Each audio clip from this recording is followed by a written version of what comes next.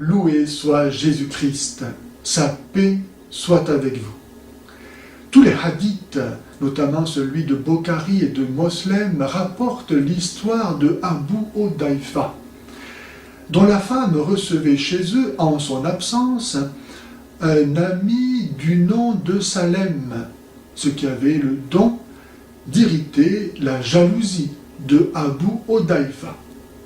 Abu Hudayfa s'est ouvert de cette situation à Mohammed, qui a donné la solution suivante: que la femme de Abu Hudayfa allaite désormais de ses propres seins l'ami Salem. Cet allaitement était censé créer entre eux une relation de mère à fils et empêcher ainsi ce qui aurait pu devenir alors un inceste. La situation, aujourd'hui, se retrouve pour certaines consciences musulmanes dans le fait que des femmes musulmanes travaillent au bureau ou ailleurs en présence d'hommes qui n'appartiennent pas à leur famille.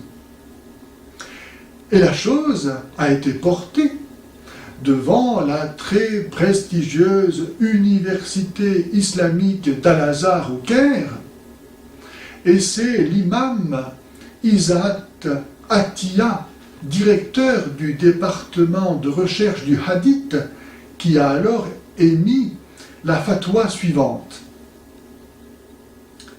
une femme musulmane devra allaiter son collègue de travail à 5 reprises afin de nouer ainsi avec lui une relation de sein.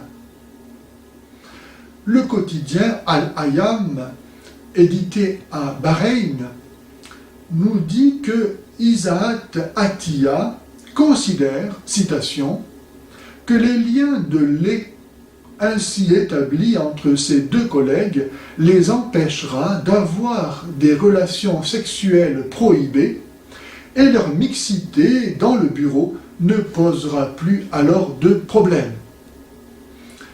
Chacun appréciera le genre de préoccupations dans lesquelles, depuis 14 siècles, se débat la conscience morale en islam. Chacun appréciera aussi le niveau d'élévation spirituelle des réponses que Mohammed, le dernier des prophètes, a apportées à l'humanité.